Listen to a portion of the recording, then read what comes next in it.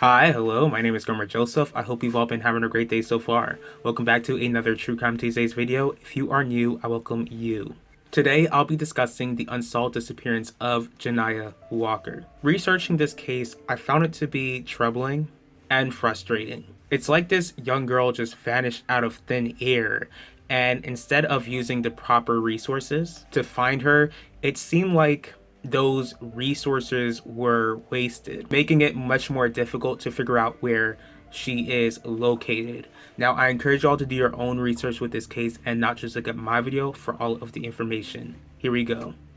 Now, Joniah Walker, she was born like around probably 2006 or 2007 in Milwaukee, Wisconsin to Tanisha Howard. And I know that Joniah's father was present in her life, but I just could not find the name of Joniah's father. She was known to be soft-spoken, gentle, she had a big smile, and she loved those who she came across. On June 23rd of 2002, Joniah is 15 years old at this point, and her mother Tanisha is at work.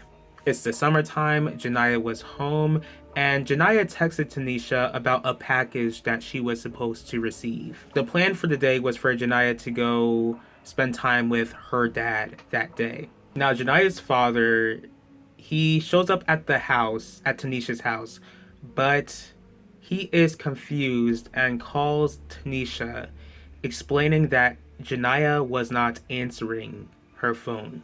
Tanisha felt like this was strange, so she proceeds to go ahead and call her daughter, but her daughter does not answer her calls.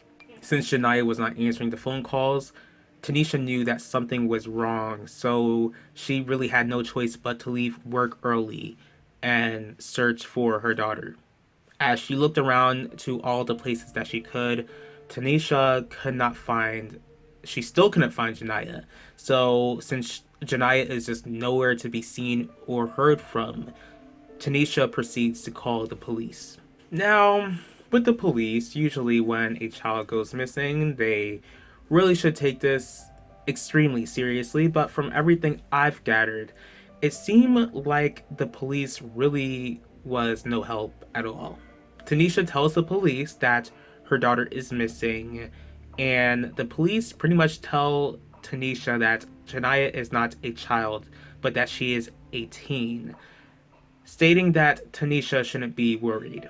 I don't know what I'm not understanding here. I believe that when you are, younger than 18, you are a minor, and since you are a minor, that also makes you a child.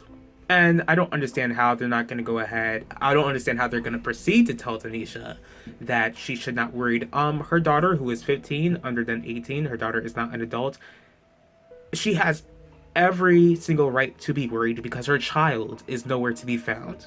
Because they're pretty much telling Tanisha not to worry because in their minds, Joniah is a runaway. But Tanisha wasn't buying that. And from what I gathered, it seemed like Joniah pretty much had a good, decent home life, so there would be no reason for her to run away.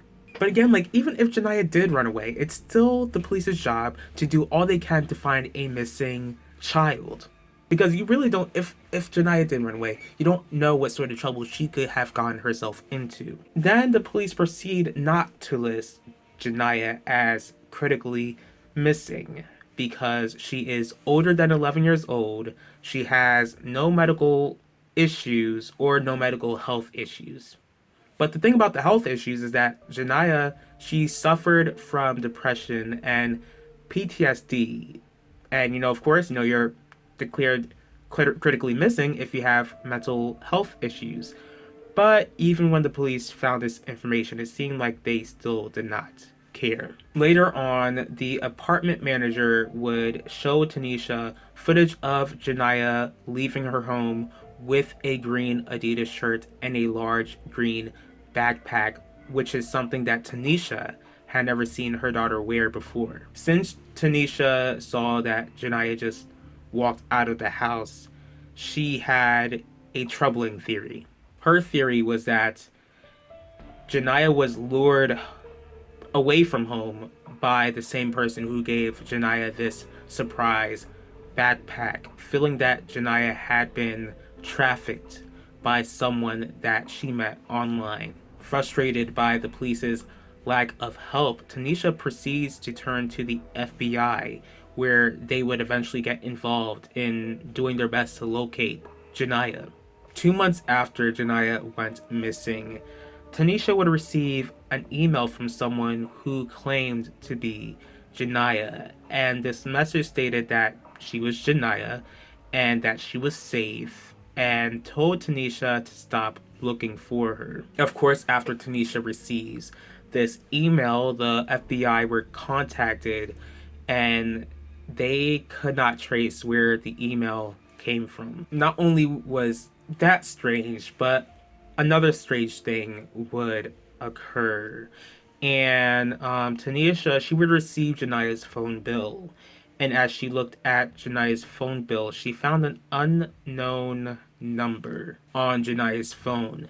And it seems like this, from what I gathered, it seems like the unknown number was contacted by the police, and the person who was contacted by the police refused to cooperate. Now, you have a missing person, you're contacted by the police, and you refuse to cooperate.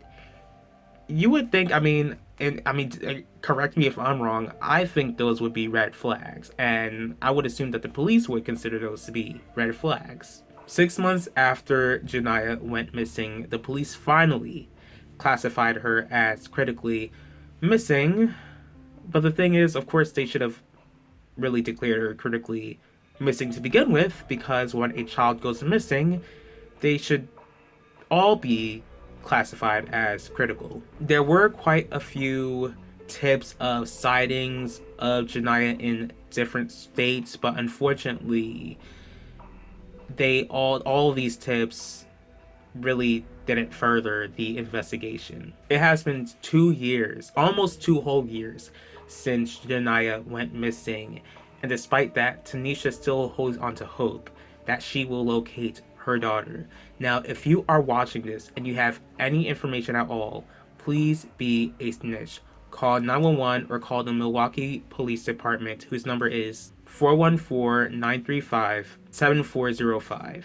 And from what I gathered, there is a $2,000 reward. If Joniah is still alive, then she would be like 17 or 18 years old by now. I do pray that the monsters who did take her will repent of their sins and trust in Jesus Christ alone to save them.